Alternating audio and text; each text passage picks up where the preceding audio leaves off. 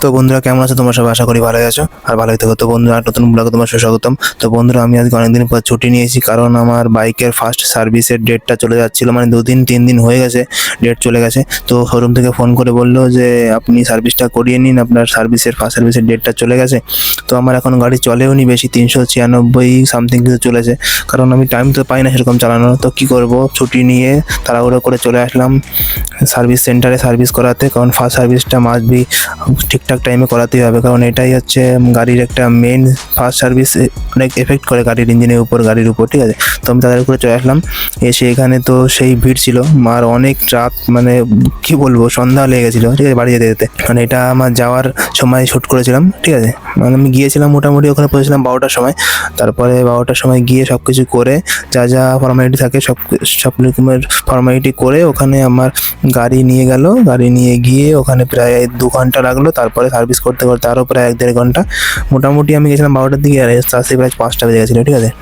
আর গাড়ি মোটামুটি সার্ভিসের মধ্যে কি করলো, প্রথমে ওয়াশ করলো, ওয়াশের পরে অয়েল ফিল্টার চেঞ্জ করলো, আর চেনটা লিক করে দিল, আর একটু হাওয়া ভরে দিল, এই আর একদম মাইনারি কিছু করেছিল সেরকম। আর ফার্স্ট সার্ভিস তোমরা জানো বেশি কিছু হয় না, এরকমই কিছু হয়, যে 2-4টে করে।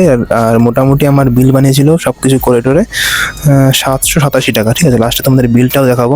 তো আমি তারপরে সন্ধ্যা হয়ে যাচ্ছিলো প্রায়, তো কী করবো, তাড়াতাড়ি করে বাড়ি চলে আসলাম সার্ভিসটা করিয়ে, কারণ পরের দিন আবার ডিউটি ধরতে হবে।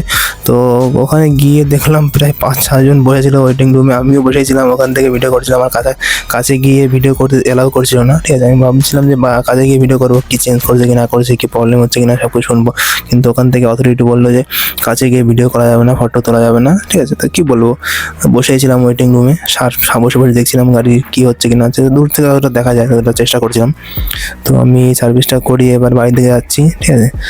আর তোমাদের চলো ফাইনাল লুকটা দেখাবো, গাড়ি সার্ভিস করানোর পরে কীরকম লাগছে। মানে শাইন করছিল সুন্দর, আর স্মুথনেসটা বেড়েছিল, কারণ মানে আগে পিক আপের যেটা রেসপন্স ছিল, থ্রটেল রেসপন্সটা আগে অতটা মানে ফিল হচ্ছিল না, কিন্তু সার্ভিসটা করানোর পরে থ্রটেল রেসপন্সটা ফিল হচ্ছে খুবই সুন্দর। মানে মনে হচ্ছে গাড়ি দৌড়াচ্ছে, ঠিক আছে। যখনই এটা দিচ্ছি না পিক আপটা, তখনই মনে হচ্ছে থ্রটেল দেওয়ার সঙ্গে সঙ্গে গাড়ি মনে হচ্ছে একদম দৌড়াচ্ছে, মানে মজা আসছিলো সার্ভিসটা করিয়ে চালানোর সময়। চলো তোমায় দেখিয়ে দিই। গাড়িটা তো একদম শাইন করে দিয়েছিলো, একদম ধুয়ে ফুয়ে মুছে বুঝে একদম ক্লিন, ঠিক আছে। একদম মনে হচ্ছিলো নতুন শোরুম থেকে বের করে নিয়ে এসেছি।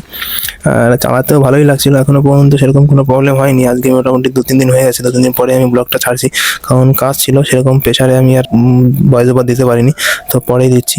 তো এটা দেখতে পাচ্ছি বিল তোমাদের কাছ থেকেও দেখাবো আমি ভালো করে।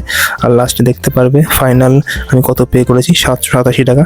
তো এরকমই সামথিং আমারও বন্ধু নিয়েছিল, এর ওল্ড মডেল যেটা, ওরও এরকমই লেগেছিলো 750-800 মতন, তো আমার লেগেছে। তো ব্লগ আরও আসবে, চ্যানেলের সঙ্গে জুড়ে থাকো।